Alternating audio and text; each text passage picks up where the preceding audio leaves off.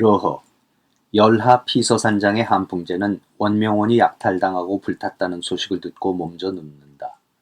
그러나 와병 중에도 베이징의 공친왕과 긴밀히 연락하면서 국사를 돌본다. 천자에게는 매일 전국 각지로부터 수십 개의 상소, 보고서 등이 답지했다. 전령들은 보고서의 중요도에 따라 느리거나 빠른 말을 타고 전달했다. 가장 급한 보고서는 베이징에서 러허까지 이틀이면 도착했다. 한풍제는 영국 프랑스 연합군이 베이징에서 철수하는 대로 환공할 계획이었다. 대신들도 황제에게 하루속히 환도할 것을 종용한다. 황제와 조정이 수도를 비워놓고 있는 것은 심각한 정치적 불안 요인이었기 때문이다. 그러나 한풍제는 환공을 선포한 뒤 취소하기를 거듭한다. 그가 환공을 망설인 이유는 잿더미로 변해버린 원명원을 차마 대할 수 없었기 때문이었다. 보다 근본적으로는 그해 10월 18일에 체결된 베이징 조약으로 수도 베이징에 상주하게 된 서양 외교관들을 상대하기 싫어서였다. 서양 오랑캐들이 3궤국어 둘에도 하지 않고 조공도 안 바치면서 뻣뻣한 자세로 자신을 대하는 것은 화해 질서를 여전히 신봉하던 한풍제로서는 용납할 수 없었다. 한풍제는 결국 러허에서 겨울을 나기로 한다. 그러나 베이징으로부터 200km 북쪽에 위치한 피서산장은 말 그대로 여름의 더위를 피해 잠시 다녀가는 곳이었다. 황제와 조정이 도착한 9월 말의 러허는 이미 늦가을로 접어들고 있었다. 더구나 수십 년 동안 장기 체류자가 없었던 피서산장은 추운 겨울을 날 채비가 전혀 되어 있지 않았다. 한풍제는 북중국의 맹추위를 견디지 못하고 1861년 2월 피를 토하며 쓰러진다. 초여름이 되어 건강이 호전되는 듯 했으나 8월 20일 다시 쓰러진다. 한풍제는 임종 직전까지 몸이 아파서 누워있을 때를 제외하고는 계속해서 국사를 돌보고자 한다. 그러나 전처럼 모든 보고서에 대한 자세한 답을 적어보내지는 못한다. 그 대신 그는 늘 즐기던 경극과 음악에 심취한다. 죽기 몇 달 전부터는 거의 매일 경극을 본다. 경극 배우들을 베이징으로부터 끊임없이 차출하여 러허에 도착하는 즉시 공연을 하도록 한다. 한풍제는 그해 겨울을 200여 명의 경극 배우들과 함께 난다. 경극 배우들과 함께 노래를 선정하고 배역을 정하고 특정 곡의 해석에 대해 논쟁도 하고 자신이 작곡한 곡들을 공연하게 하기도 한다. 생애 마지막 16일 중 11일은 하루 몇 시간씩 경극을 감상한다. 죽기 이틀 전에도 오후 1시 45분에서 6시 55분까지 경극을 감상한다. 다음날 한풍제는 의식을 잃는다. 그날의 경극 공연은 취소된다. 8월 22일 저녁 의식을 회복한 한풍제는 최측근 대신 8명을 불러 제위를 외아들 제순에게 물려주겠다고 통보한다. 그리고 이들을 보정 대신에 임명하면서 어린 새 황제를 부탁한다. 몇 시간 후 한풍제는 서거한다. 베이징으로 진격해오는 영국 프랑스 연합군에 쫓겨 러허로 피신 온 지 11개월 만이었다. 5살의 동치제가 황위를 이어받자 실질적인 권력은 고명지신인 보정팔대신이 장악한다. 보정팔대신은 청황실인 애신강나 가문의 방계 출신인 이혁친왕 제환, 단화, 숙순, 칭쇼우 그리고 4명의 군기 대신 등이었다. 이들은 모두 극단적인 반서양주의 보수파들이었다. 생겔린첸의 8기군과 노경군이 영국 프랑스 연합군에 격파되자 외국의 외교관들이 베이징에 상주하는 것은 받아들일 수밖에 없었다. 그러나 외교사절들이 천자에게 3궤국어 두례를 안 한다는 것은 이들로서는 용납할 수 없었다. 영국 프랑스 연합군이 베이징으로 진격해오자 한풍제로 하여금 수도를 버리고 러허로 피신하도록 종용한 것도 이들이었다. 뿐만 아니라 엘긴경이 보낸 영국 프랑스 연합군의 협상단을 잡아서 고문하고 죽이도록 명함으로써 엘긴을 격분시켜 원명원 파괴의 빌미를 제공한 장본인들이었다.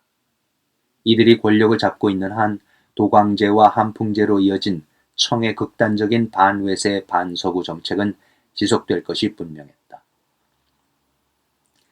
새 황제인 동치제의 친모는 서태후였다.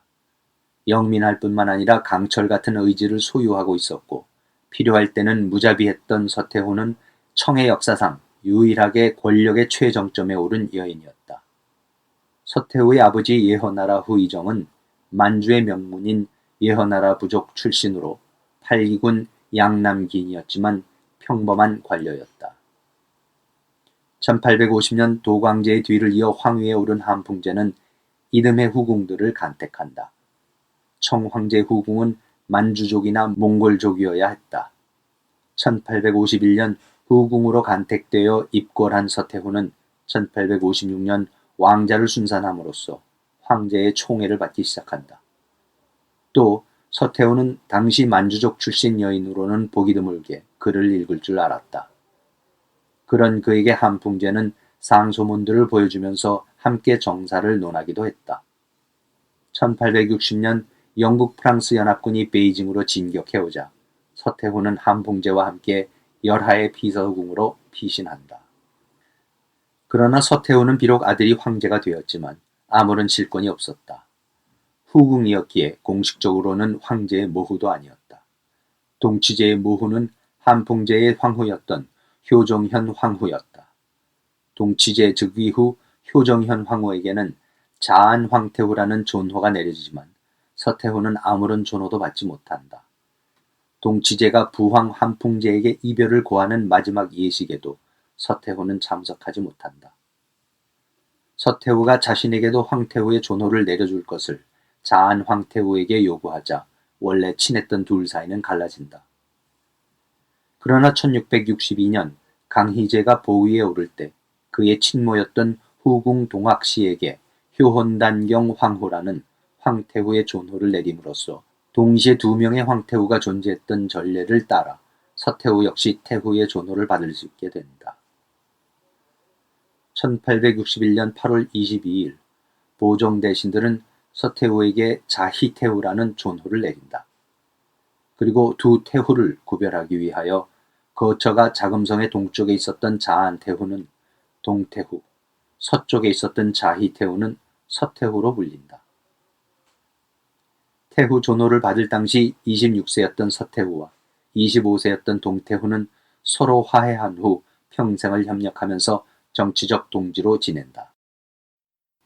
태후 존호를 받음으로써 황실 내에서의 입지를 공고히 한 서태후는 권력 장악에 나선다. 그는 보정팔 대신들이 실권을 잡고 있는 한 자신과 동태후는 평생을 궁궐 후원에 갇혀 늙어가야 한다는 것을 알았다. 또한 청의 극단적인 반서구주의에 기반한 쇄국 정책을 고수하는 것은 불가능하다는 것을 알았다. 서태후는 동태후와 거사를 모의하기 시작한다. 우선 두 태후는 정사에 직접 관여할 방법을 찾는다. 강희제 이후 청황실과 조정에는 모든 칙령과 칙어에 황제만이 사용할 수 있는 붉은색 먹으로 황제가 직접 최종 날인하는 관례가 있었다. 그러나 즉위 당시 5살에 불과했던 동치제는 아직 이 관례를 따를 수 없었다. 이에 서태후는 보정팔 대신에게 한풍제가 임종하기 직전 어린 동치제에게 인장을 하나 주었고 비슷한 인장 또 하나를 자안태후에게 주었다면서 모든 문서에 어린 황제의 날인 대신 두 인장을 찍을 것을 제안한다. 보정팔 대신들은 이 제안을 받아들인다. 그 후 보정 대신들은 황제의 최종 날인이 필요한 서류들을 작성한 후 의례적으로 두 태후를 아련하여 날인받아 간다. 한풍제와 함께 상소문을 읽으면서 국사를 챙겨본 경험이 있는 서태후는 보정 대신들에게 인장을 내어주기 전에 모든 칙령과 칙어의 초안들과 상소문들을 자신에게 먼저 보일 것을 요구한다. 또한 고위직 대신을 임명할 때도 두 태후의 도장을 받도록 한다. 보정 대신들은 마지못해 합의한다. 그 대신 태후들은 어전회의에는 참석하지 않고 국사도 보정 대신들하고만 논하는 것에 동의한다. 이로써 서태후는 동태후와 함께 청조정의 모든 주요 결정에 직접 참여하고 결재하는 권력을 갖게 된다. 다음 두 태후는 공친왕 혁훈과 손을 잡는다. 도광제의 6째 아들이자 한풍제의 이복 동생인 혁훈은 황족 중에서 가장 유능한 것으로 정평이 나 있었다. 도광제는 한때 혁훈에게 재위를 물려줄 것을 고려했지만 서양 오랑캐들에 대한 적개심이 부족하고 그들과 타협하려는 경향이 있다는 이유로 결국 그의 이복형 이주로 하여금 황위를 계승하도록 한다. 많은 조종 대신들은 당시 27세였던 공친왕이 새 황제의 섭정이 되어야 한다고 생각했다. 보정팔 대신은 황제를 잘못 보필하여 나라를 파탄으로 이끈 반면 공친왕은 외교를 통하여 영국 프랑스 연합군을 베이징으로부터 철수시키고 다시 평화를 가져온 인물이었다. 군대 역시 공친왕을 지지하고 있었다. 공친왕 본인도 서양과의 관계가 지금까지와는 근본적으로 달라져야 한다고 믿고 있는 것으로 알려졌다. 한풍제 서거 당시 공친왕은 베이징에 머물고 있었다. 베이징 조약이 체결된 후에도 한풍제는 공친왕에게 베이징을 떠나지 말 것을 명한다. 한풍제가 몸져 눕자 공친왕은 러허로 황제를 아련할 수 있도록 윤허해 줄 것을 요청하지만 한풍제는 이마저 거절한다. 자신의 사후 공친왕에게 섭정을 맡기지 않기로 내심 결정했기 때문이다. 극단적인 반서양주의자였던 한풍제는 부황 도광제와 마찬가지로 공친왕이 지나치게 친서양적이라고 생각했다. 그를 아들의 섭정에 임명할 수 없었던 이유다.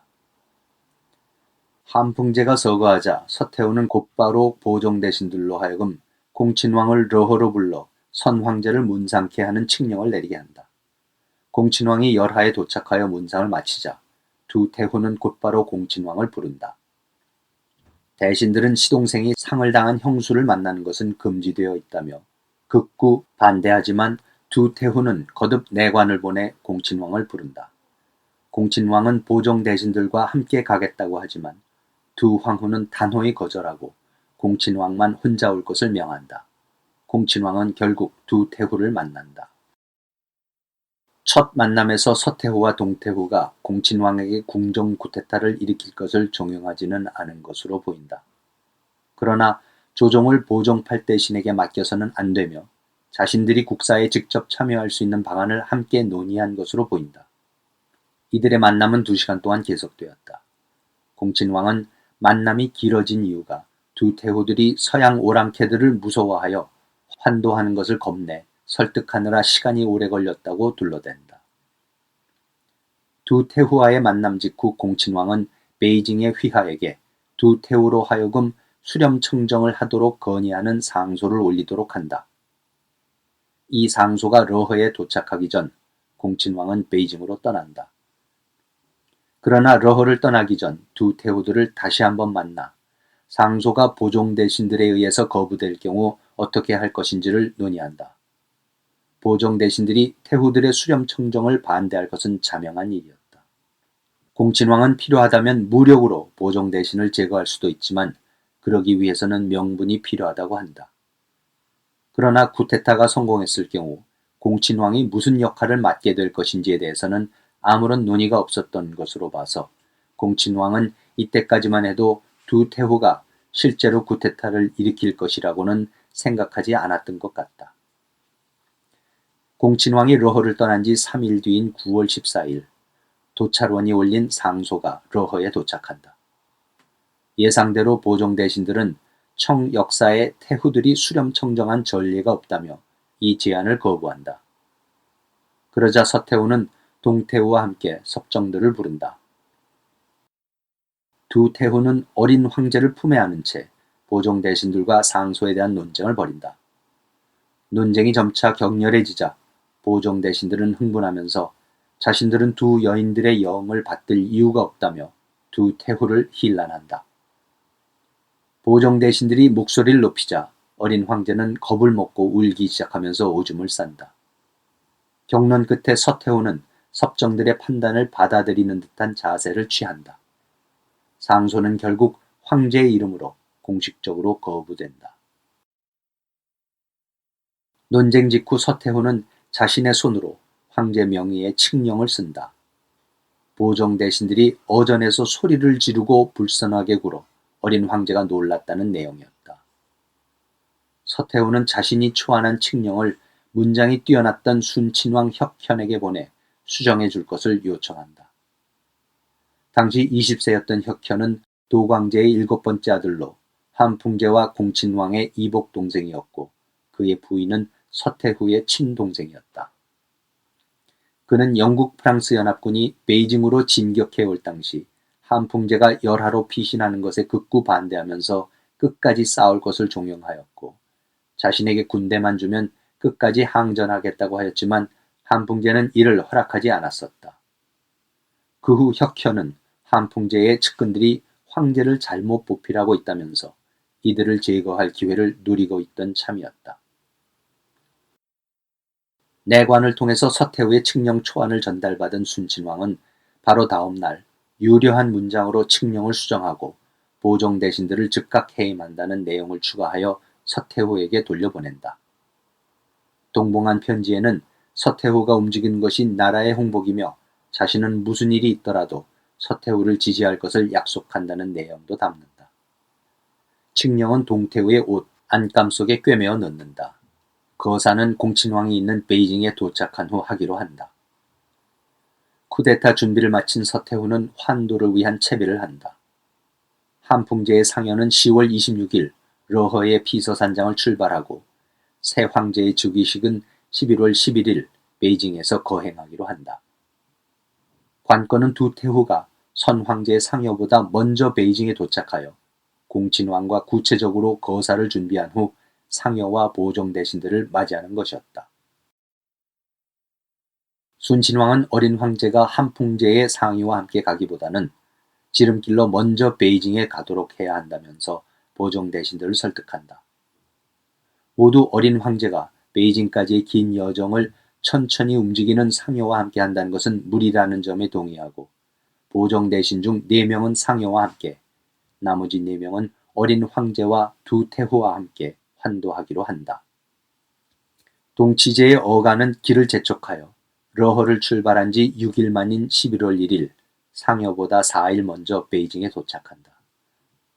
서태후는 베이징 외곽에 도착하자마자 공친왕을 불러 그에게 자신이 작성하고 순친왕이 수정한 칙령을 보여준다. 공친왕은 자신을 치하하는 부분을 삭제하고 양이, 즉 서양 오랑캐 대신 외국이라는 단어로 대체한 후 군사를 동원한다. 서태후와 공친왕은 곧이어 공친왕의 장인이자 직례 총독인 계량, 공친왕과 함께 영국 프랑스군과 베이징 조약 협상을 주도한 문상, 호부한 상서 주조배 등을 소집한다.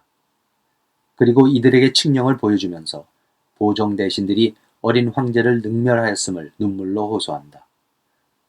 동치제 서태후 일행과 함께 일찍 베이징에 도착한 보정 대신 재원과 단화는 곧바로 달려와 두 태후들이 남자 대신들을 끌어들여 법도를 어겼다면서 격렬하게 저항한다. 서태후는 그 자리에서 보정 대신들을 체포하라는 칙령을 내린다. 공친왕은 저항하는 보정 대신들을 체포한다. 순친왕 혁현은 군사를 이끌고 곧바로 한풍제의 상여를 호위하여 베이징으로 향하고 있던 다른 보정 대신들을 체포하러 간다. 혁현은 첩칠 둘과 함께 자고 있던 숙순의 숙소에 들이닥친다. 보정 대신의 지도자였던 숙순은 격렬하게 저항하지만 결국 체포된다. 숙순이 황제의 상여를 호송하는 중 첩실들과 잤다는 사실, 그리고 그를 체포하라는 칙령에 저항했다는 사실은 그를 처형하기에 충분한 구실을 제공한다. 11월 7일 8명의 보정 대신은 모두 반역죄로 능지처참형을 언도받는다. 그 다음 날 서태후는 선 황제가 보정 대신들로 하여금 어린 새 황제를 보좌하라고 한 것은 보정 대신들이 꾸민 거짓말이었으며 숙수는 두 태후를 이간질시키려고 하였고 남몰래 황제와에도 앉아보는 대역죄를 범했다는 내용을 담은 칙령을 반포한다. 그러나 서태후는 숙순만 참형에 처하고 숙순의 친형인 단화, 그리고 역시 황실 출신인 재환에게는 비단끈을 보내 자결하도록 한다. 나머지 보정 대신들은 해임만 시키고 목숨은 살려준다. 환공한 지 이틀 후인 11월 2일 두 태후의 수렴 청정을 간청하는 2건의 상소가 올라온다. 서태후는 조정 대신들에게 수렴 청정의 가능성을 논하도록 한다. 11월 9일 두 태후의 수렴청정을 윤허하는 칙령이 공표된다. 군사 문제를 포함한 모든 상소는 두 태후가 먼저 본 후 공친왕과 순친왕 그리고 군기처가 검토케 한다. 상소에 대한 답은 어전회의에서 논한 뒤 작성하기로 한다. 지방관에 임명된 관리들이 의무적으로 황제를 아련할 때도 두 황태후는 황좌 뒤 8첩의 황색 수렴 뒤에 앉도록 한다. 이로써 서태후는 남편 한풍제가 죽은 지 2달 만에 청의 실권자가 된다. 그의 나이 25세였다. 정변 과정에서 황실 출신의 보종 대신 3명만 죽었을 뿐 그 외에 아무런 피 흘림이나 혼란도 없었다. 엘긴경의 동생이자 초대 주 베이징 영국 공사였던 프레드릭 브루스는 당시 상황을 다음과 같이 본국에 보고한다. 그토록 오랜 동안 권력을 장악하고 있으면서 나라의 재정과 인사를 좌우하던 남자들이 총 한 번 못 쏴보고 그들을 변호하는 목소리를 내는 사람이나 손을 들어주는 사람 단 한 명도 없이 무너진다는 것은 전무후무한 일입니다. 제가 파악하는 한도 내에서 여론은 만장일치로 숙순과 그의 동료들을 비난하고 있고 그들이 받은 처벌이 당연하다고 여깁니다. 뿐만 아니라 쿠데타는 주도 면밀하게 이루어졌으며 관청 하나 바꾸는 것 외에 어떠한 혼란도 야기된 것이 없습니다. 여기서 관청 하나 바꾸는 것이란 서태후와 공친왕이 구미열강과의 외교를 위하여 설치한 총리야문을 일컫는다. 당시 태평 천국의 난을 평정하기에 여념이 없던 증국본도 자신의 일기에 다음과 같이 쓴다. 나는 과거의 위대한 황제들도 이루지 못한 황태후의 슬기롭고 결단력 있는 행동에 놀라움을 금치 못하겠다. 나는 존경과 경외심에 몸둘 바를 모르겠다. 서태후의 26번째 생일 하루 전인 1861년 11월 29일 황제의 칙령이 선포된다. 지금부터 모든 국사는 두 황태후에 의해서 직접 결정될 것이며 이분들의 명령은 군기처가 집행할 것이다. 동치제의 즉위식도 같은 날 자금성 태화전에서 거행된다. 문장이 뛰어나고 서화에도 능했던 서태후는 수렴청정을 하면서 국사를 샅샅이 챙긴다. 정치적으로는 보수적이었고 사치를 즐겼지만 증국본, 좌종당, 문상, 이홍장 등의 자강운동을 지원하기도 했다. 그리고 그는 무엇보다도 청황실의 권력과 권위를 지키고자 노력한다. 서태후는 1908년 서거할 때까지 47년간 절대 권력을 행사한다.